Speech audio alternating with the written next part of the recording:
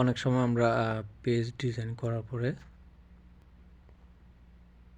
দেখতে পাই আসলে এরকম লেফট এবং রাইট সাইডে স্ক্রল করা যায়। তো ক্লায়েন্টের কাজ করার ক্ষেত্রে এরকম একটা সমস্যা খুব একটা পাওয়া যায় না, তার মধ্যেও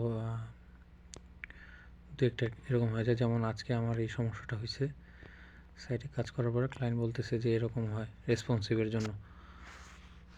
তো এই সমস্যাটা সমাধান করার জন্য আপনারা ড্যাশবোর্ড গিয়ে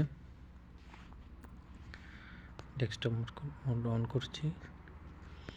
এরপর আপনারা অ্যাপিয়ারেন্স থেকে থিমটা অবশ্যই চেক করে নেবেন যে আসলে কোনো পুরানো কোনো থিম ব্যবহার করতেছেন কিনা। দেখেন এখানে 2023 এই থিমটা অ্যাক্টিভ করা আছে, এটা অনেক পুরানো একটা ভার্সন। চেষ্টা করবেন 2020 অন্য আরেকটা থিম ইউজ করার জন্য। তো ফ্রিতে আসলে অনেক ভালো মানের থিম পাওয়া যায় ওয়ার্ডপ্রেসে। তো আমি এখানে অ্যাস্ট্রা থিমটা ব্যবহার করছি, আপনারা চাইলে যে কোনো থিম এখান থেকে ব্যবহার করতে পারেন অ্যাড নিউতে। তো আমি থিমটা অ্যাক্টিভ করতেছি।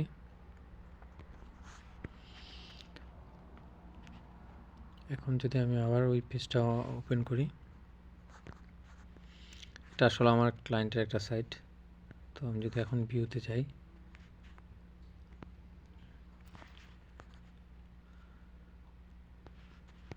দেখুন এখন এটা জুম ইন জুম আউট করা যাচ্ছে, কিন্তু লেফট রাইটে কোনো যে ফাঁকা অংশটা ওটা দেখা যাচ্ছে না।